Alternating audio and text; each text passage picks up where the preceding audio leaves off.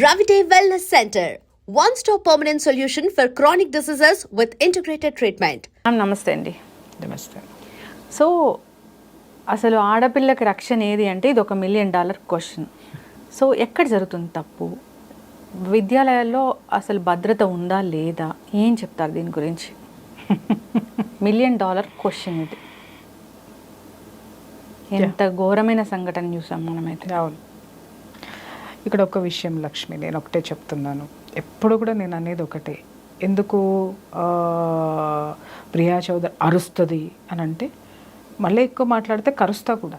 అవును, వాస్తవాలు నాకు తెలుసు కాబట్టి కొన్నిట్లు బయట పెట్టలేక, ఒకవేళ పెట్టిన జనం పట్టించుకోక, నా కళ్ళ ముందు ఎంతమందిని చూస్తున్నానో బలైపోయేటటువంటి వాళ్ళని చూసిన ఆవేదన నేను ఎక్కడ నేను వ్యక్తపరచాలి?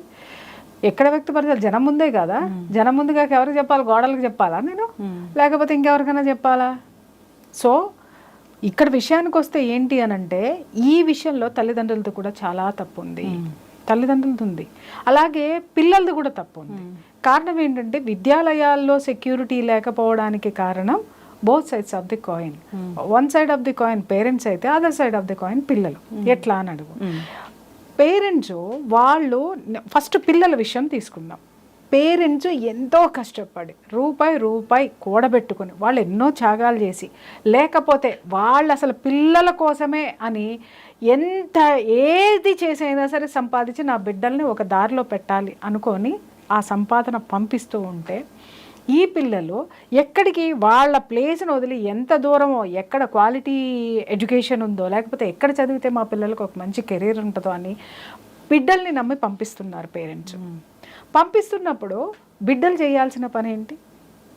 చదువుకొని ఓ డిగ్రీ సర్టిఫికెట్ చేతిలో పట్టుకొని హ్యాపీగా ఇంటికి వెళ్ళి తల్లిదండ్రులు చూపించిన పిల్లోనో లేదు అని అంటే, వాళ్ళు ఆ ఒక స్థితికి వచ్చిన తర్వాత వాళ్ళకి నచ్చిన వాళ్ళను పెళ్లి చేసుకొని స్థిరపడి జీవితంలో ఏమనుకుంటే ఆ లక్ష్యాలు సాధించుకుంటూ వెళ్ళాలి. ఇక్కడ ఏమవుతుంది, ఎప్పుడైతే తల్లిదండ్రులు ఎంత నమ్మకంగా ఆడపిల్లల్ని గడప దాటి పంపిస్తారో, నిజంగా ఇవాళ మీరు ఒక్కసారి వచ్చి హైదరాబాద్ మొత్తంలో, లేదా వైజాగ్, హైదరాబాద్ మెట్రోపాలిటన్ సిటీస్లో చూడండి, ఎడ్యుకేషనల్ సెంటర్స్ దగ్గర చూడండి, అదేంటి హాస్టల్స్ దగ్గర చూడండి, ప్రతి ఒక్క లేడీస్ హాస్టల్ నిండా గుంపులు మగ పిల్లలు ఉంటారు. అబ్బో, ఆ గల్లీలోకి వెళ్తే గల్లీలు చూడండి, ఎక్కడన్నా మనం ఒక్కసారి చూసామనంటే ఏ గల్లీలోనైనా ఒక ఆడ మగ ఒక 2-3 జంటలు కూర్చున్నాయంటే నువ్వు ఈజీగా పసిగట్టచ్చు ఈ చుట్టుపక్కల లేడీస్ హాస్టల్ ఉందని. అంటే అంత అనైతికమైనటువంటి చర్యలు నేను ఎన్ని చూస్తున్నానో పొద్దున్నే లెగిస్తే ఎంత బాధ అనిపిస్తుందో నాకు నేను చెప్పలేను. వీళ్ళని చదువుకోండానో లేకపోతే అదేంటి ఉద్యోగాలు సంపాదించుకోండానో అని ఇక్కడికి పంపిస్తే, ఆ అమ్మ వచ్చేటప్పుడు ఎంత అమాయకంగా వస్తుందో, వచ్చిన 3వ రోజు చూస్తే నేను నోరుదే, ఎందుకంటే నా చుట్టూ అవే లేడీస్ హాస్టల్సే. వచ్చేటప్పుడు చాలా పద్ధతిగా చాలా దీని కింద వస్తారు. కరెక్ట్గా ఒక 3 రోజులో, ఒక 4 రోజులో, ఒక వారం రోజులో చూడు, ఖచ్చితంగా ఒక బైక్ మీద దిగుతుంది అమ్మాయి. సరే, ఎవరో ఫ్రెండో లేకపోతే ఎవరో అమ్మాయిని ఎడ్యుకేషన్ ఇన్స్టిట్యూషన్ దించాడని అనుకుందాం. ఒక 3 నెలలో 4 నెలలో తర్వాత వాటితో పంచాయతీలు వస్తాయి. ఏంది అని అంటే, ఇది నన్ను మోసం చేసిందండి అంటే, అందరు ఆడపిల్లల్ని నేను అనట్లేదు, అందరు పేరెంట్స్ని అనుమానించమని కాదు, జరిగే తతంగాలు ఇక్కడ. కొంతమంది ఆడపిల్లల యొక్క యాటిట్యూడ్ నేను చెప్తున్నాను. మాట్లాడతారు, అసలు వీళ్ళని పంపించేది ఎందుకమ్మా? ఎందుకంటే ఎన్నో పంచాయతీలు, ఇదిగో మా మేడం ఇక్కడే ఉంది కాబట్టి మీ పంచాయతీ తీరుతుంది రండి అని అక్కడ ఉన్న చుట్టుపక్కల ఉన్న వాళ్ళందరూ ఆ కేసులు నాకు తీసుకొస్తున్నారు కాబట్టి నేను చెప్తున్నాను. నేను ఈ విషయం వింటే ఏంటి అని అంటే, మేడం ఇదిగో అదేంటి నాకు పరిచయం అయింది మేడం. ఎక్కడ పరిచయం అయిందంటే, ఒకడేమో సూపర్ మార్కెట్లో పరిచయం అయింది అంటాడు, ఒకడేమో బేకరీలో పరిచయం అయిందంటే. ఎక్కడా కూడా వీళ్ళు పని చేసే చోట కానీ ఇంకొక చోట కానీ పరిచయం అయిన చాలా తక్కువ. లేదు అని అంటే, బస్సులో వచ్చేటప్పుడు పరిచయం అండి, నంబర్లు ఇచ్చిపుచ్చుకున్నామండి, అట్లా హలో అంటే హలో అయిందండి, ఇదిగో ఇప్పటి వరకు నేను ఇంత ఖర్చు పెట్టానండి, ఇప్పుడు ఇంకొకటితో తిరుగుతుందండి. ఏమ్మా ఏంటిది అని అంటేను, అవును మేడం నేను ఖర్చు పెట్టమన్నానా అని కొంతమంది చెప్తే, కొంతమంది అసలు ఈడెవడో నాకే తెలియదు అని అంటే వాడు మొత్తం ఫోన్పేలు గూగుల్ పేలు చూపిస్తాడు. నాకు అవసరమై నేను తీసుకున్నానండి. నీ పేరెంట్స్ ఉన్నప్పుడు నువ్వు ఇంకొకళ్ళ దగ్గర అవసరమై తీసుకోవడం ఏంటమ్మా? ఓకే, ఇవన్నీ నేను ఎందుకు మాట్లాడుతున్నానో చెప్తున్నాను. నువ్వు భద్రత రక్షణ అన్నావు కదా, ఆ భద్రతని వాళ్ళే ఎక్కడ కోల్పోతున్నారో, ఎక్కడ తీసేసుకుంటున్నారో చెప్తాను. ఇప్పుడు వీడిలో ఏమవుతుంది, మోసపోయిన వాడిలో ఏమవుతుంది, ఒక ఫ్రస్ట్రేషన్ వస్తుంది. ఆ ఫ్రస్ట్రేషను దేని కిందకి దారి తెస్తుంది? పగ, ప్రతీకారము, కక్ష. ఆడపిల్లల మీద. అంటే ఆడపిల్లలు ఇలాగే ఉంటారు. ఇతన్ని ఆవిడ మోసం చేసింది కాబట్టి ఇతను ఇంకొక దాన్ని మోసం చేయడానికి సిద్ధపడిపోతాడు. ఎందుకు అనంటే ఇక్కడ దెబ్బ కొట్టలేక ఈ దెబ్బ వేరే చోట పడుతుంది, ఇంకొక ఆడపిల్ల బలి అవుతుంది. దీనికి బీజం వేసింది ఎవరు? ఆడపిల్లే. ఇక్కడ ఒక ఆడపిల్ల, దానికి పగ బలయ్యింది ఎవరు? ఇంకొక ఆడపిల్ల. సరే, అవి పక్కన పెట్టండి. చాలా కేసులు నా దగ్గరకు వస్తాయి, డిప్రెషన్లో ఉన్నారు. ఏంటమ్మా ఎందుకు పలానా వాడు పరిచయం అయ్యాడండి, ఇలా అండి అలా అండి, వాడికి ఫీజులు లేకపోతే నేనే కట్టానండి, మా డాడీ దగ్గర నుంచి తీసుకొచ్చి కట్టానండి, లేకపోతే నా మెడలో చైన్ ఉంటే అమ్మేసి కట్టానండి, లేకపోతే నేను బయట పార్ట్ టైం ఉద్యోగం చేస్తూ వాడికి కట్టానండి, ఇప్పుడు ఆడు ఇంకో గర్ల్ ఫ్రెండ్తో వెళ్ళిపోయాడండి, లేదా ఇప్పుడు ఆడు పెళ్లి చేసుకుని వెళ్ళిపోయాడు. చేసుకుంటే పోయాడమ్మా, డబ్బులతోటే పోయింది కదా, నువ్వెందుకు డిప్రెషన్లోకి వెళ్ళిపోతున్నావు? ఎందుకు అనంటే వాడితో చాలా దూరం వెళ్ళిపోయాను కదండి. ఎక్కడ దొరుకుతాయి వీళ్ళకి ప్లేసులు? ఈ ఓయో రూమ్లన్నీ ఎందుకు ఇవాళ ఓపెన్ అయ్యి ఉన్నాయి? ఈ ఓయో రూమ్లని ఎందుకు పెట్టారు? ఎందుకు ఈ దరిద్రం అంతా వచ్చింది? అసలు దీన్ని ఎవడు ఎందుకు అరికట్టడో? అడల్టరీని చట్టబద్ధం చేసిన తర్వాత ఈ జరుగుతున్నది ఏంటంటే, అడల్టరీని ఎందుకు చట్టబద్ధం చేశారు అని అంటే, రోడ్డు మీద ఆడపిల్లల బతుకులు ఛిద్రమైపోయినాయి కాబట్టి వాళ్ళకి ఒక మెరుగైనటువంటి జీవితం కోసం హింసించబడకుండా, సమాజం నుంచి వెలివేయబడకుండా ఒక విధంగా ఇది మంచిదే అనిపించింది. కానీ వాడు అడల్టరీ ఎక్కడ జరుగుతుంది? చక్కగా ఇంట్లో ఉండి అమ్మా నాన్నల అడ్డ ఉన్నటువంటి ఆడపిల్లలు, అలాగే జీవితంలో ఎంతో సాధించాల్సినటువంటి ఆడపిల్లలు అడల్టరీకి వెళ్ళిపోతున్నారు, లివింగ్ టుగెదర్లోకి వెళ్ళిపోతున్నారు. ఇవాళ మనం ఈ రెండు పదాలు మాట్లాడద్దాం. అడల్టరీ అని ఎందుకు నేను వాడాను అని అంటే, ఇందాక చెప్పే క్విడ్ ప్రోకో అనమాట. నీకు ఇది ఇస్తా నాకు అది ఇవ్వు. దాన్ని ఏమంటారు? అడల్టరీ అనరా? అవును. నువ్వు వాడి దగ్గర అన్ని డబ్బులు గూగుల్ పేలు ఫోన్ పేలు చేయించుకున్నావు, ఫేషియల్ చేయించుకున్నావు, అన్ని చేయించుకున్నావు, చివరికి అన్ని తూచన్నావు, ఆడికి పానిక్ అటాక్లు వచ్చి ఆడి చచ్చాయి. రైట్? ఇక్కడ ఇంకొక వెర్షన్ వచ్చేసరికి లివింగ్ టుగెదర్. ఇది పెద్ద పాష్ మాట అనమాట. అంటే మేము ఒకళ్ళనొకళ్ళు అర్థం చేసుకుంటున్నామండి. అర్థం చేసుకోవాలంటే పడుకోవాలా? పచ్చిగా మాట్లాడుతున్నాను నేను, ఈ పదాలు వాడకూడదు నేను, కానీ కడుపు మండి మాట్లాడుతున్నాను నేను. ఏం చేస్తున్నారు మీరు బయటకు వచ్చి? మీ పేరెంట్స్ మిమ్మల్ని ఎందుకు పంపించారు? అవును. చివరికి పేరెంట్స్ పరిస్థితి ఎలా అయిపోయింది అంటే, ఏమన్నా వాళ్ళకి తెలుసమ్మా, తెలియకుండా మాత్రం ఉండవు. ఎందుకంటే ఒక తల్లి పసిగట్టలేనంత దౌర్భాగ్య స్థితిలో ఏముండదు, ఒక తండ్రి పసిగట్టలేనంత దౌర్భాగ్య స్థితిలో ఉండదు. కొంతమంది పేరెంట్స్ నా దగ్గర వాపోతారు, మేడం అలా కాదు, పిల్లలు కదా, మా పిల్లలు తప్పు చేయరు, మేము బాగా పెంచామండి, కానీ ఇలా చేశారండి. అంటే నువ్వు బాగా పెంచితే వాళ్ళు ఎందుకు అట్ట తయారయ్యారు? బాగా పెంచుతున్నామన్న నెపంతో వాళ్ళని ఎక్కడ పట్టుకోవాలో అక్కడ పట్టుకోవడం వదిలేసావు, ఎక్కడ జాగ్రత్తలు చెప్పాలో చెప్పటం వదిలేసావు.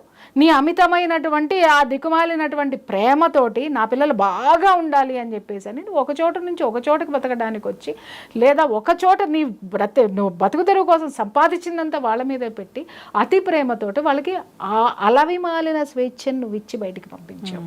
వాళ్ళు ఏం చేశారు దాన్ని? వాళ్ళు ఇంకొకటి, ఈ విధంగా ఆడపిల్లలు సమాజంలో కూడా ఏమవుతున్నారు అని అంటే భద్రతని కోల్పోతున్నారు. ఇది ఎవరికి అర్థం కానటువంటి విషయము. ఇవాళ ఈ అమ్మాయి టార్గెట్ అయ్యింది అని అంటే, సరే అమ్మాయి ఎక్కడో చోట భంగపడింది అనుకుందాం, లేదా వీడిని చీట్ చేసింది, ఇంకొకటి దగ్గరికి వెళ్ళింది, వాడు బాగున్నాడు, వాడిని పెళ్లి చేసుకుంది, అన్నీ బాగానే ఉంది, ఇద్దరు పిల్లల్ని కంది, తర్వాత మళ్ళీ కేసు వస్తుంది. ఏందమ్మా అన్న, మేడం ఈ మధ్యనే బయటపడినాయండి, ఆవిడ ఫేస్బుక్లో ఆటలో వీటిలో అని ఈ పెద్ద మనిషి చెప్తూ ఉంటాడు. అదేంట్రా పెళ్ళికి ముందు ఎతకలేదా అని అంటే, పెళ్ళికి ముందు ఎతకలేదండి, నేను నమ్మాను ఆవిడ్ని. మరి ఇప్పుడు ఎందుకు ఎతికావు అని అంటే, ఆవిడ ద్వారా డౌట్ వచ్చిందండి. ఎందుకంటే పెళ్ళి ఇద్దరు పిల్లలు పుట్టిన తర్వాత ఈడికి దీని మీద మోజుపోతుంది, ఇంకో దాని మీద మోజు వచ్చేసరికి ఇదేంటి అనేది దీని చరిత్ర వాడు బయటికి తీస్తాడు. అప్పుడు ఫేస్బుక్లు వస్తాయి. అంతకుముందు ఫేస్బుక్లు తెలియవా? తెలుసు. తెలియవని తెలియకుండా ఉన్న దాన్ని ఏమంటారు, అంత ప్రవరాఖ్యులు ఇక్కడ ఎవడు లేడు, వాడికి అన్నీ తెలుసు. కాకపోతే ఏంటంటే అదేదో ఒక విధంగా వాడి జీవితంలో ఫైనాన్షియల్గానో ఇంకో విధంగానో అది బాగుంటుంది కదా, ఆ స్థితి వరకు దాని అవసరం ఉంది కాబట్టి వాడు పెళ్లి చేసుకున్నాడు.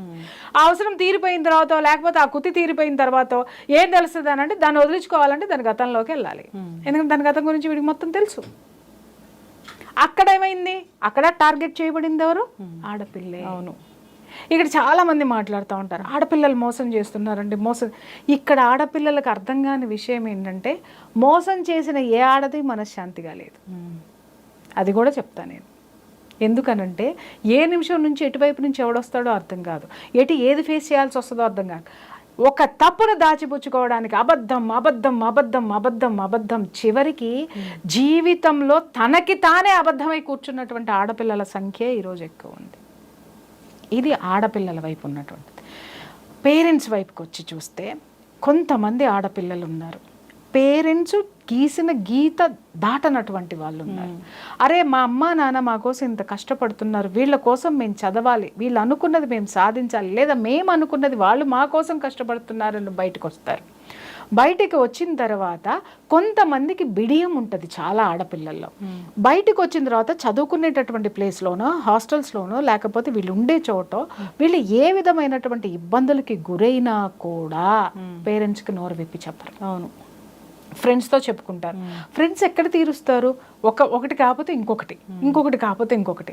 ఇక్కడ ఏం జరుగుతుందంటే పేరెంట్స్ ఇప్పుడు మనం నిన్నగాక మొన్న జరిగిన కేసులో చూసాం, అక్కడ ఏం జరిగింది? సెక్షువల్ అబ్యూస్ జరిగింది, అవునా? అలాంటివి చాలా చోట్ల జరుగుతున్నాయి. జరుగుతుంటే ఈ పిల్లలు ఏం చేస్తారు అనంటే పేరెంట్స్కి చెప్పరు. చెప్పడానికి పేరెంట్స్కి వాళ్ళకి మధ్య ఉన్న ఒక సన్నటి లేయరు వాళ్ళకి అడ్డం పెట్టేస్తుంది. ఇక్కడ ఏమవుతుంది, ఈ ప్లేస్లో కరెక్ట్గా అదే మూమెంట్లో ఎవడో ఒకటి తగులుతాడు.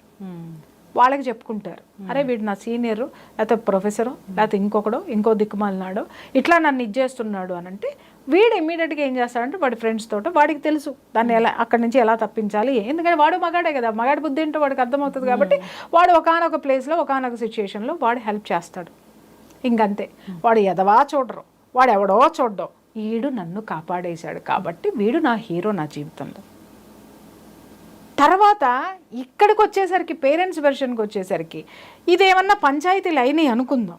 పంచాయతీలు అయిన తర్వాత వీళ్ళు పేరెంట్స్తో చేసేటటువంటి ఆర్గ్యుమెంట్ ఏంటి అని అంటే, అమ్మ వాడు మంచివాడు కాదు, మేము ఎంక్వైరీ చేసాం, నీ దగ్గర మాత్రమే అట్లా ఉన్నాడు, వాడు నీకు సరితోగడో ఇది ఉండదు. కానీ వాళ్ళ ఉద్దేశాలు ఇవంటే ఈ పిల్లలు ఎంత మాత్రం నమ్మరు. కారణం ఏంటి అని అంటే వాళ్ళలో ఒకటే, వాడు ఒకానొక సిచ్యుయేషన్లో ఆమెను కాపాడాడు దేవుడి కంటే ఎక్కువ.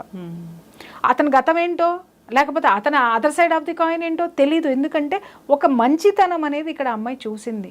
ఒక ఇప్పుడు ఆపదలో ఉన్నప్పుడు ఎవడొచ్చి కుష్టాడొచ్చి నీకు మంచినీళ్ళు పోసినా వాడు దేవుడే. నీకు నీళ్ళు తాగనని నువ్వు అనవు కదా, ప్రాణం నిలవాలి. అలాగే అప్పుడు మానం నిలవాలి. తర్వాత లేదా అక్కడ ఏదో ఆ సిచ్యుయేషన్ నుంచి బయటపడాలి. అప్పుడు ఎవరైతే వచ్చి కాపాడేస్తాడో వాడు హీరో. ఇంకా వాడేం చేస్తాడు, ఆ పిక్చర్నే ఇచ్చుకుంటూ పోతాడు, అదే పిక్చర్ ఇచ్చుకుంటూ పోతాడు. మనం ఎంత చెప్పినా ఆడపిల్లలు వినరంటే వినరు.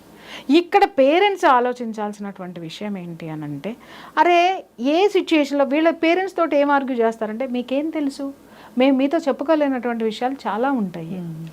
అలాంటి సిచ్యుయేషన్లో వీడు నాకు హెల్ప్ చేశాడు కాబట్టి వీడికంటే గొప్పవాడు ఈ ప్రపంచంలో ఎవడు ఉండడంతే. మీరు తీసుకొచ్చి చేసేవాడు ఎవడైనా మమ్మల్ని ఆదుకుంటాడని మాకేంటి గ్యారంటీ అంటాడు. ఎందుకంటే గ్యారంటీ ఇక్కడ చూశారు కాబట్టి. పేరెంట్స్ ఏం చూస్తారు, భవిష్యత్తు గ్యారంటీ చూస్తారు, సిచ్యుయేషన్స్ గ్యారంటీ చూడరు. భవిష్యత్తులో నా పిల్ల ఆర్థికంగా కానీ లేకపోతే ఇంకొక విధంగా కానీ ఫైనాన్షియల్ పరంగా కానీ కుటుంబ పరంగా కానీ సామాజిక పరంగా కానీ ఎంత స్ట్రాంగ్గా ఉన్న ఫ్యామిలీకి ఇస్తే ఎంత స్ట్రాంగ్గా ఉంటుంది అనేటటువంటి స్థితిగతుల్ని వీళ్ళు చూస్తారు. వాళ్ళేంటి పాస్ట్లో వాడు ఏమి ఆదుకున్నాడో దాన్నే భవిష్యత్తుకి నడిపిద్దామని చూస్తారు. ఎప్పటికప్పుడు ఇలాంటి వ్యవహారాలు మీ జీవితంలోకి రావు. హీరోలాగా అతను వచ్చి కాపాడను కాదు. ఒకే ఇన్సిడెంట్స్ వాళ్ళని వీళ్ళని అటాచ్ చేసి అవతల పడేస్తాయి. ఇదే పిల్లలు, ఇలాంటి పిల్లలు ఏం చేస్తారు, సరే ఎవరు రాలేదు, ఎవరు కాపాడే వాళ్ళు ఎవరు లేరు, చేతులు ఎత్తేసారు. ఆ టైంలోనైనా సరే పేరెంట్స్కి చెబుతారా అని అంటే చెప్పరు. అటు పేరెంట్స్కి చెబితే ఏంటి అంటే, అమ్మో నా మీద ఇంత డబ్బు ఖర్చు పెట్టారు, మా పేరెంట్స్ నేనంటే చాలా ఇది అవుతున్నారు, ఇప్పుడు నేను ఏదన్నా చేస్తే చదువు ఆపిచ్చేసి తీసుకెళ్ళిపోతారు, ఇప్పుడు నా కెరీర్ ఏమైపోతుంది, అలాగే నా పేరెంట్స్ని జనం ఏమనుకుంటారు అంటే బంధువులు ఏమనుకుంటారు, సమాజం ఏమనుకుంటుంది, నేను వెళ్ళిపోతే ఏం ఫీల్ అవుతారో అని చెప్పేసి అని కుమిలి ఏడ్చి డిప్రెషన్లోకి వెళ్ళిపోయి ఎటూ కాకుండా అయిపోయి నలిగిపోయేటటువంటి ఆడపిల్లల సంఖ్య కొంత ఉంటే, కొంతమంది ఆడపిల్లలు పేరెంట్స్కి చెప్పలేక లోపల దాచుకోలేక, అలాగే పేరెంట్స్ వైపు other side of the parents coin వైపుకి మనం వస్తే, వాళ్ళు ఒకవేళ పిల్లలు ఎప్పుడైనా చెప్పారు అనుకుందాం, అమ్మ ఇట్లా ప్రొఫెసర్ ఉన్నాడు వాడు సతాయిస్తున్నాడు, వీళ్ళు ఏం చేస్తారంటే డీప్గా వెళ్ళి చెప్పరు, పేరెంట్స్ హర్ట్ అవుతారు. వాడితో తలకాయ నొప్పి ఉందమ్మా అని అంటే ఎమ్మటే అవునా అట్లా ఉందా, సరే వేరే ఎవరైనా ఉన్నారేమో వాళ్ళతో చెప్పు, వాళ్ళతో జాగ్రత్తగా ఉండు, ఇంకెంతలేమ్మా 2 సంవత్సరాలే కదా, ఇంకెంతలేమ్మా 6 నెలలే కదా, ఇంకెంతలేమ్మా 4 సంవత్సరాలే కదా, అయ్యో ఇంత కట్టామే, ఇవన్నీ దండగైపోతాయి, ఎటాగొట్ట ఏదో ఒకటి ఉంటుంది కదా, చూసుకో, ఓర్చుకో, ఇలాంటివి చెప్పేటటువంటి పేరెంట్స్ సంఖ్య కూడా చాలా ఎక్కువ ఉంది. అంటే వాళ్ళకి కనిపించేది ఏంటి, సరే ఆ పిల్ల మళ్ళీ చెప్పాలంటే ఫస్ట్ టైం ఏమో ఓర్చుకో, లేకపోతే సాధ్యమైనంత బయటపడు. రెండోసారి చెప్పామనుకోండి, రెండోసారి చెప్పిన తర్వాత నువ్వు జాగ్రత్తగా ఉండు. మూడోసారి చెప్పేసరికి వాళ్ళ సహనం చచ్చిపోయి పేరెంట్స్ డబ్బులు ఇంత ఫీజులు కట్టాము, ఆ కాలేజీలో సీట్ రావడం చాలా కష్టము, లేదా నీకు ఇంత ఖర్చు పెడుతున్నాము, అవి అమ్మేసాము, ఈ అమ్మేసాము. మిమ్మల్ని అమ్మేసి కట్టమందా మీ అమ్మాయి? మీ ప్రెస్టేజ్ కోసము, మీ దీనికోసము ఖర్చులు పెట్టుకుంటూ చేసుకుంటూ మీ పిల్లల్ని ఎందుకు బలి చేస్తున్నారు మీరు అనేసరికి అమ్మాయి నోటికి తాళం పడిపోతుంది. ఇక్కడ 2 రకాలు చెప్పాను. ఏంటి, కొంతమంది ఆడపిల్లలు గొంతు విప్పి పేరెంట్స్కి చెప్పలేరు. చెబితే ఏం జరుగుతుందో, పేరెంట్స్కి చెడ్డ పేరు వస్తుందా, లేకపోతే పేరెంట్స్ మిగిలిన దీంట్లో, లేదా పేరెంట్స్ ఎలా రిసీవ్ చేసుకుంటారో, నాదే తప్పని అంటారో, ఇలా రకరకాలుగా ఆలోచించేటటువంటి ఆడపిల్లలు ఇలా ఇంట్లో చెప్పినా కూడా బోళ్ళంతా డబ్బు కట్టామనో, లేకపోతే ఓర్చుకో అని చెప్పటము, లేకపోతే అట్లా కాదులే నువ్వే పొరపడ్డా ఏదో, ఎందుకంటే they don't have any knowledge. Parents అస్సలు నాలెడ్జ్ ఉండదు, ఎందుకంటే వాళ్ళ దాంట్లో స్టూడెంట్స్ కాదు, భరించే వాళ్ళకే తెలుస్తుంది. అది కాలేజ్ అయినా, జూనియర్ కాలేజ్ అవని, లేకపోతే ఇంకొక చోటని మెడికల్ కాలేజ్ అవని, ఏదైనా సరే అవని, ఎడ్యుకేషనల్ ఇన్స్టిట్యూషన్స్లో ఇలాంటివి జరిగినప్పుడు ఈ సంఘటనలన్నీ చూసిన తర్వాత నాకున్నది ఏంటి అని అంటే, ఇలాంటి పిల్లలేమో కొని తెచ్చుకుంటున్నారు సమాజం నుంచి. ఇది ఫస్ట్ కాయిన్ ఆఫ్ చిల్డ్రన్ చూస్తే, other side of the coin చెప్పలేనటువంటి పిల్లలు, చెప్పిన పట్టించుకోనటువంటి పేరెంట్స్, అవగాహన లేనటువంటి పేరెంట్స్ మధ్య నలిగిపోతే దాంట్లో ఉన్నటువంటి ఈ పర్సంటేజ్ ఆఫ్ ఆడపిల్లలు సూసైడ్లు చేసుకుంటారు. ఎందుకు మెడికల్ కాలేజ్లో ఆడపిల్లలు సూసైడ్ చేసుకుంటారు, ఎందుకు ఇంజనీరింగ్ కాలేజ్లో హాస్టల్స్లో, ఎక్స్పెషల్ హాస్టల్స్లో ఉన్న ఆడపిల్లలు సూసైడ్ చేసుకుంటారు, జూనియర్ కాలేజీల్లో ఉన్న ఆడపిల్లలు ఎందుకు సూసైడ్లు చేసుకుంటారు? అన్ని సూసైడ్లకి కారణం ఏంటి అని అంటే లవ్ ఫెయిల్యూరు. ఇదొక్కటి చెప్పేస్తారు. లేదు ఆ అమ్మాయి చదువు ఒత్తిడి తట్టుకోలేక కాదు, other side of the coin చాలా ఉండే. లైంగిక వేధింపులు కావచ్చు, వాళ్ళు అడిగినంత జీతం, అడిగినంత ఫీజులు వీళ్ళు కట్టలేక పోస్ట్పోన్ అవ్వడం కావచ్చు, లేదా అటువైపు నుంచి తోటి విద్యార్థుల నుంచి లైంగిక వేధింపులు కావచ్చు, లేదా తోటి ఆడపిల్లల నుంచి కూడా వీళ్ళకి లైంగిక వేధింపులతో పాటు ఇంకా నానా రకాలైనటువంటి ఈర్ష్య, అసూయ, ద్వేషాలతో కూడినటువంటి దాన్ని ఏమంటారు, ర్యాగింగ్ కావచ్చు. ఇవన్నీ ఎన్నో కారణాలు ఆడపిల్లలో గడప దాటినటువంటి ఆడపిల్ల జీవితాల్లో ఉన్నాయమ్మ. సో ఇవాళ చట్టాలన్నిటికీ చట్టాలు ఉన్నాయి, కానీ చట్టం ఏంటి అనేదే పిల్లలకి తెలియదు. ఇవాళ విద్యాలయాల్లో 2 సబ్జెక్టులు కంపల్సరీగా ఉండాలి. ఒకటి, ఆడపిల్ల రక్షణకి సంబంధించినటువంటి చట్టాలు ఏమున్నాయి అనేటటువంటి సబ్జెక్ట్ ఖచ్చితంగా ఉండాలి. అది ఆడపిల్లకి కనీసం ఊహ తెలిసినప్పటి నుంచి చెప్పుకుంటూ రావాల్సింది. రెండోది ఏంటి అనంటే సోషల్ రెస్పెక్ట్. సమాజానికి ఎలా గౌరవం ఇవ్వాలి, సమాజంలో ఉన్న మనుషులకి ఎలా గౌరవం ఇవ్వాలి, వాళ్ళు ఎలా మలుచుకోవాలి, పక్కవాడితో ఎలా ఉండాలి, అలాగే మగపిల్లలకి ఆడపిల్లలతో ఎలా మసలాలి, ఎలాంటి సిచ్యుయేషన్స్ ఉంటాయి, వాళ్ళకి ఎలా గౌరవాన్ని ఇవ్వాలి, గౌరవం ఎలా పుచ్చుకోవాలి అనేటటువంటి నాలెడ్జ్కి సంబంధించిన సబ్జెక్టు ఖచ్చితంగా విద్యాలయాల్లో ఉండాలి.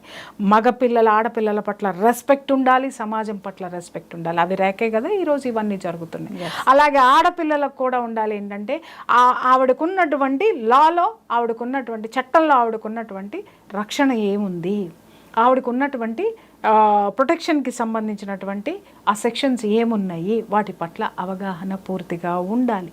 లేదు ఈ సబ్జెక్టులు ఎవరూ పెట్టలేదు, మగపిల్లలకి ఇంటి దగ్గర తల్లిదండ్రులు చెప్పాలి, అరే నువ్వు బయటికి వెళ్తున్నావు, ఆడపిల్లని కన్నెత్తి చూస్తే కొడక కళ్ళు పీకేస్తానని ఆ తండ్రి చెప్పాలి, ఆడపిల్లని ఏడిపించావంటే విషం పెట్టి చంపేస్తానని ఆ అమ్మ చెప్పాలి. అంటే నేను మాట్లాడే మాటలు మీకు చాలా భారంగా అనిపించవచ్చు, కానీ ఈరోజు ఒక ఆడపిల్ల కానీ మీరు మాట్లాడుతున్నారు, ఎక్కడో ఒక కేసు అని అంటున్నాం, కానీ రోజుకి ఎన్ని కేసులు నమోదవుతున్నాయో ఎవరికైనా సంఖ్య తెలుసా? ఎంతమంది ఆడపిల్లలు బలవుతున్నారు, ఎంతమంది భార్యలు ఆ గౌరవం లేక నా దగ్గరికి పరిగెట్టుకొని వస్తున్నారు, ఎంతమంది అక్క చెల్లెళ్ళు ఉద్యోగం చేసే చోట లైంగిక వేధింపులకి గురవుతున్నారు, ఎంతమంది ఎన్ని ఉన్నాయో నాకు తెలుసమ్మా.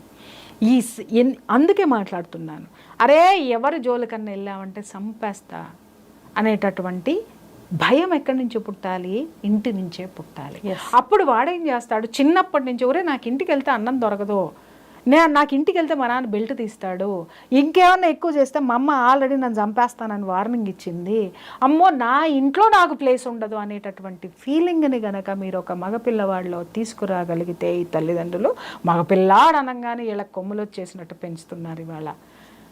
ఇది నేను ఒక్కటే చెప్తున్నాను కదా, ఎవరిని తయారు చేస్తున్నారు మీరు తెలుసా? ఎవరిని తయారు చేస్తున్నారు?